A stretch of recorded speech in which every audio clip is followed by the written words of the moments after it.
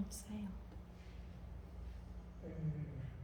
Boa noite a todos. Boa noite. Seja bem-vindo a essa casa de luz, essa casa de espiritualidade, essa casa abençoada que receberemos a todos, que o Pai Eterno preparou a todos uma noite abençoada, que todos abram o coração para ouvir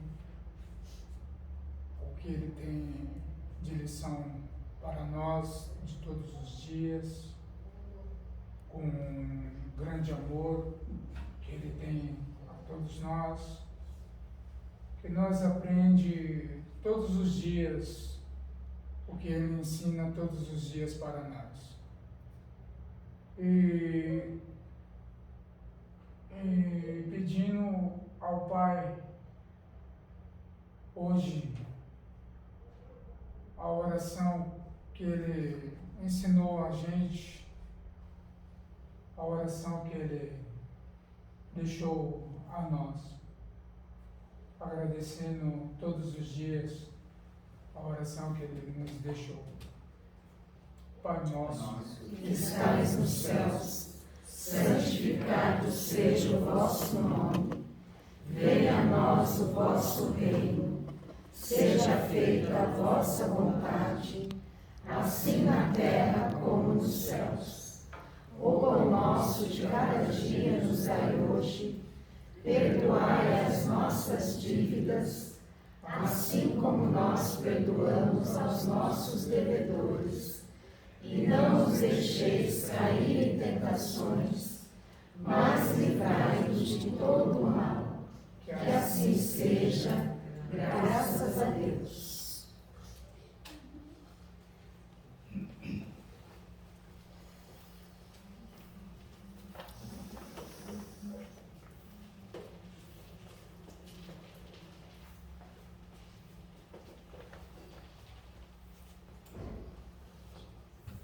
Boa noite a todos. Boa noite. Que a paz de Jesus esteja com todos nós. Então, para darmos início ao Evangelho desta noite, eu vou começar pela pergunta do Livro dos Espíritos. Nós estamos na pergunta 13. Quando dizemos que Deus é eterno, infinito, imutável, imaterial, único, onipotente, soberanamente justo e bom, temos ideia completa de seus atributos? E os Espíritos respondem: do vosso ponto de vista, sim, porque credes abranger tudo. Sabei, porém, que há coisas que estão acima da inteligência do homem mais inteligente, as quais a vossa linguagem restrita, as vossas ideias e sensações, não têm meios de exprimir. Então, na verdade, nós temos assim uma vaga ideia do que seja Deus. Nós temos uma noção. E nós exprimimos isso com o vocabulário que a gente usa no nosso dia a dia. Mas se nós quisermos ter uma ideia do que é Deus, nós podemos observar a natureza, né? Nós podemos observar a cachoeira, o nascer e o pôr do sol. Nós podemos observar o nascimento de uma criança. Quando a gente olha lá na calçada e vê uma rachadura, e a gente vê a plantinha tentando nascer, a vida, então a gente tem uma ideia muito vaga do que sejam os atributos de Deus. E agora a gente vai passar para o Evangelho da Noite, que foi retirado do livro Fonte Viva, é uma psicografia de Chico Xavier, pelo Espírito de Emmanuel. Então o título da lição é Ergamo-nos. Levantar-me-ei e irei ter com meu Pai. Essa epígrafe está em Lucas, capítulo 15, versículo 18. E ela nos diz o seguinte: quando o filho pródigo deliberou tornar aos braços paternos, resolveu intimamente levantar-se, sair da cova escura da ociosidade para o campo da ação regeneradora, erguer-se do chão frio da inércia para o calor do movimento reconstrutivo, elevar-se do vale da indecisão para a montanha do serviço edificante, fugir à treva e penetrar a luz, ausentar-se da posição negativa e absorver-se na reestruturação dos próprios ideais. Levantou-se e partiu no rumo ao lar paterno. Quantos de nós, porém, filhos pródigos da vida, depois de estragarmos as mais valiosas oportunidades, clamamos pela assistência do Senhor, de acordo com os nossos desejos menos dignos, para que sejamos satisfeitos?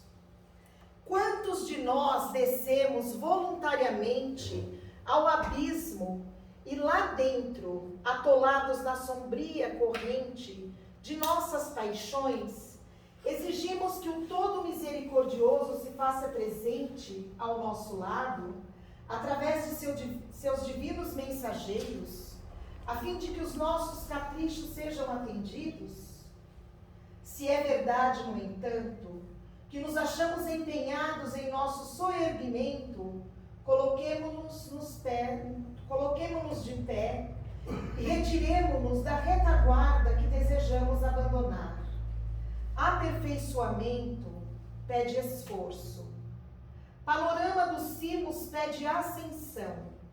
Se aspiramos ao clima da vida superior, adiantemo-nos para a frente, caminhando com os padrões de Jesus. Levantar-me-ei, disse o moço da parábola. Levantemo-nos, repitamos nós. Então Emmanuel, quando ele nos fala através de Chico, ele nos fala para o nosso espírito eterno. Ele não fala só para essa nossa existência. Ele nos fala para todas as vidas que tenhamos na nossa eternidade, né? E ele menciona aqui a parábola dos dois irmãos, ou a parábola do filho pródigo. Não sei se vocês conhecem. E essa parábola, para a época, ela era um pouco inusitada. Boa noite, claro. Seja bem-vindo. E essa parábola, ela era um pouco inusitada para os costumes da época. Vamos tentar situar só um pouquinho no tempo, para que a gente possa compreender. Naquela época, o pai, ele comandava tudo, né? Então, eles viviam em terras rurais, e o pai, ele era o líder da família. Ninguém desobedecia o pai, ele era a autoridade máxima, né? Então, eles trabalhavam em terra, né? Eles trabalhavam na terra, na vida rural, e sempre pedindo a orientação do pai, né? E quando eles tinham, por exemplo, quando o pai ia embora, quando o pai falecia, o que acontecia? O filho mais velho, ele tinha 2 partes da herança do pai, né? Mas mesmo assim, eles continuavam trabalhando nas mesmas terras. Eles não iam embora, eles viviam em sociedade. Então essa parábola era um pouco diferente para os costumes da época. Por quê? Então Jesus dizia ao povo da terra que havia um homem que tinha 2 filhos, né? E um desses filhos, ele chegou no pai e pediu para que o pai desse a parte dele na herança. Aí, para a surpresa de todos, o pai deu a parte dele na herança. E ele foi embora para a terra distante. Por que ele foi embora para a terra distante? Em primeiro lugar, porque ele, de certa forma, afrontou o seu pai. Segundo lugar, que o que ele fez dentro da comunidade que ele vivia, ele ia ficar malquisto. Porque onde já se viu desrespeitar o pai, pedir a parte dele da herança, E ele foi embora. Aí ele foi embora para uma terra distante, ele gastou todo o dinheiro com coisas fúteis, com mulheres, com coisas erradas, ou seja, ele acabou com o dinheiro dele. Aí ele falou, bom, eu vou ter que comer. O que ele fez? Ele foi procurar um emprego. E o que ele conseguiu para aquele momento foi para apacentar porcos. Apacentar porcos é a mesma coisa que cuidar. Então ele foi cuidar de porcos.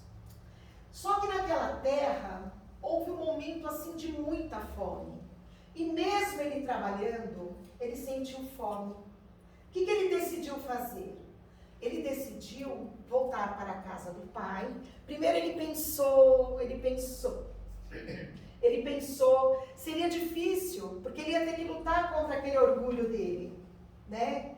Mas mesmo assim ele decidiu, não, eu vou tentar. Sabe por quê? Porque os funcionários do meu pai, naquela época chamados de servos, eles têm pão em fartura. E eu aqui, eu não tenho nem como comer, eu estou passando fome. Então o que ele fez? Ele se humilhou, ele baixou a cabeça, mas ele foi lá procurar o pai. E quando ele estava chegando, ele pensou, eu vou pedir para o meu pai um emprego, para que ele me aceite como servo, né? Mas o pai dele, avistando ele de longe, o que o pai dele fez? Ele correu ao encontro do filho, ele abraçou o filho com muito amor, ele beijou, né? E logo ele já pediu para os servos trazerem para ele uma túnica, que era uma vestimenta da época, né? Trazer as sandálias e trazer o anel da família. Então, nesse primeiro momento, a gente já vê a bondade do pai, né? Porque o pai, quando ele coloca o anel da família no dedo do filho, ele já mostra para as pessoas da sociedade que ele estava sendo, que era um momento de reconciliação. Então, neste momento, o pai já mostra a sua bondade, né? Só que ele chega para o pai e fala, pai, eu preciso que o senhor me aceite como seu servo, eu pequei contra Deus e contra ti, o senhor pode me aceitar? Mas o pai o abraçou muito, o acolheu com muito carinho e já pediu para que os servos montassem uma festa. Ia acontecer uma festa, né? Então começou a festa. E nisso o irmão mais velho estava voltando. E esse irmão mais velho, quando ele avistou aquilo, ele perguntou para um servo do pai dele, o que está acontecendo? Está tendo uma festa? Aí o servo falou assim, é que o seu irmão voltou. Então seu pai decidiu fazer uma festa. Aí ele ficou indignado com o pai. Ele ficou muito indignado com o pai. Aí ele chamou o pai dele e falou, pai, eu sempre estive ao seu lado, eu sempre te respeitei. E agora o meu irmão volta e o senhor aceita ele e ainda faz uma festa? Aí o pai dele fala assim, realmente, filho, você sempre esteve ao meu lado. Você sempre me ajudou. Tudo que é meu é seu. Agora o seu irmão, ele estava morto e ele renasceu. Ele tinha se perdido e ele voltou. Então, na verdade, se a gente pensar, o pai foi muito generoso. Porque naquela época, o que o filho fez foi um desrespeito muito grande, né? E ele, o que ele fez? Ele perdoou. Então aí nós temos a desmistificação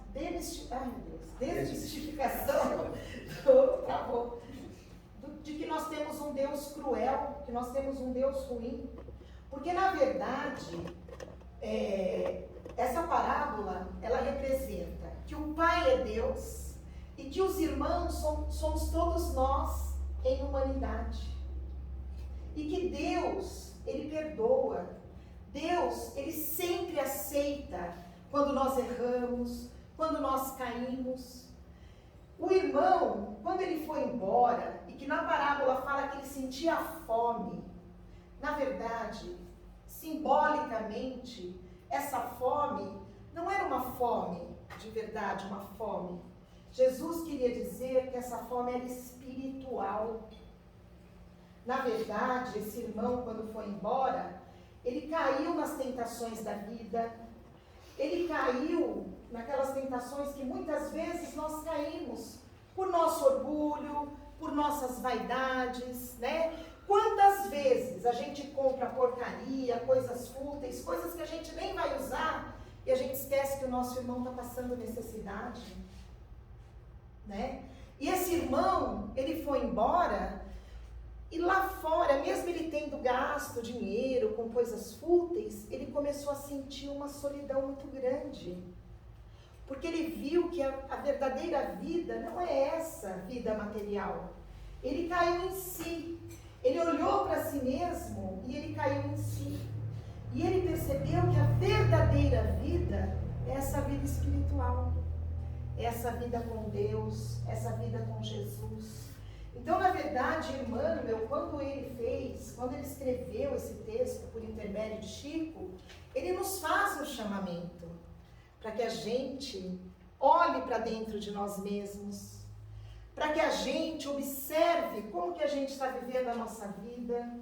Se a gente pegar o Evangelho segundo o Espiritismo, tem um trechinho que nos leva a fazer uma reflexão todos os dias. Como é que chamava o filósofo mesmo? Que nos faz refletir? Santo Agostinho. Santo Agostinho, ele pede ele nos orienta, não é que ele pede, ele nos orienta a fazer como ele fazia. Todas as noites, antes de dormir, ele fazia uma avaliação da vida dele, né? O que será que eu fiz de bom no meu dia de hoje? O que será que eu fiz de mal? O que será que eu posso consertar? E quando a gente começa a olhar para dentro de nós mesmos, a gente começa a refletir. A gente começa a perceber tudo aquilo que a gente fez de errado. Mas nós vamos nos punir por isso? Nós devemos nos punir quando a gente faz algo errado? Não. Nós temos que tomar consciência dos nossos erros. E a partir dessa consciência, a gente tem que buscar fazer uma vida melhor. O que eu posso fazer para mudar a minha vida? O que eu posso fazer para me tornar uma pessoa melhor? E ser uma pessoa como esse filho pródigo. Esse filho pródigo, ele caiu sim, ele caiu às tentações da vida. Mas ele caiu em si a tempo. E ele percebeu que ele tinha feito errado. E ele voltou para a casa do pai, ele colocou o orgulho dele dentro da sacolinha lá e ele pediu perdão para o pai. E ele pediu para voltar na condição do quê? De servo. Quando, na verdade, o pai o abraçou e o aceitou como filho. Então, na verdade, nós temos que pensar assim, Deus, Ele sempre nos perdoa. Ele está sempre de braços abertos, esperando que a gente se arrependa.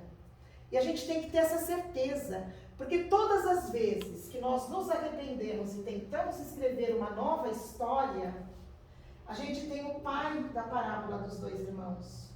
Aquele pai que vai sempre nos abraçar, que vai nos colocar lá no alto e vai ficar muito feliz por ter a certeza que nós decidimos mudar. Então nós temos que nos erguer. Por isso que o Emmanuel tirou lá de Lucas, ergamo-nos, né? Nós temos que nos erguer.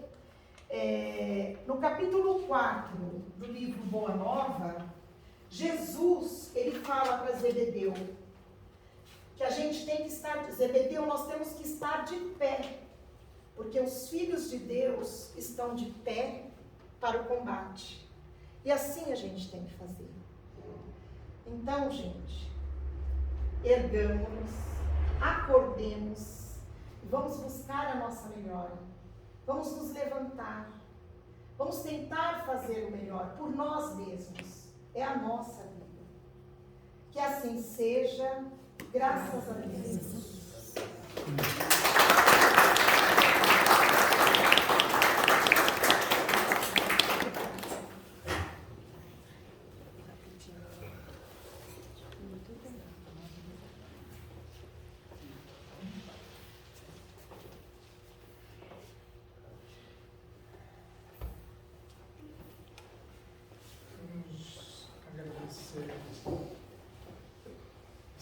maravilhosa lição, né? Maravilhosa lição que Deus nos ensinou essa noite. Vamos agradecer a espiritualidade que nos ensinou essa noite tanta meditação. Vamos vibrar pelas pessoas, pelas humanidade, agradecer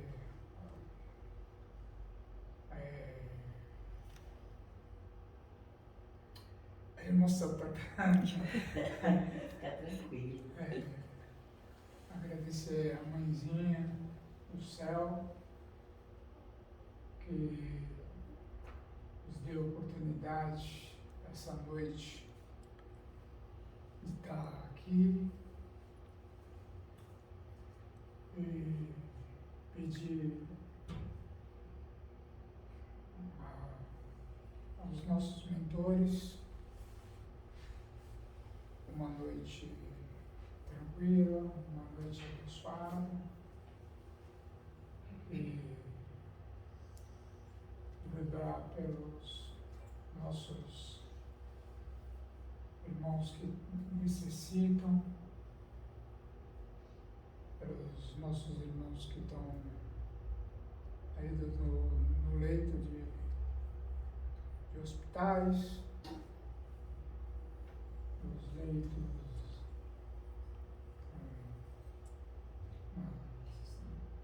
nas sarjetas, nas prisões, e lembrando sempre que há um Deus que ama todos. E vamos pedir a mãezinha que cubra com o manto sagrado ao nosso novo governo, que felizmente foi escolhido por Deus. Não foi a gente, mas a espiritualidade quis assim. Mas pedir que ele seja humilde e pense no povo brasileiro e a espiritualidade o ajude a manter esse povo unido. Vamos pedir a mãezinha que ele seja um verdadeiro filho de Deus.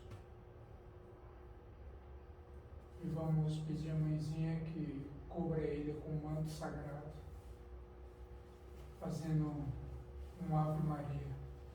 Ave Maria, cheia de graça, o Senhor é convosco. Bendita sois vós entre as mulheres, bendito é o fruto do vosso ventre, Jesus. Santa Maria, Mãe de Jesus, rogai por nós, pecadores, agora e na hora de nosso desencarne. Que assim seja, graças a Deus. agora os pais tá disponível. Quem quiser também, temos aqui os livros do Evangelho, gratuito, quem quiser, e colocar o nome da bibliação nas urnas. Tá? Fique à vontade. Obrigado, cara.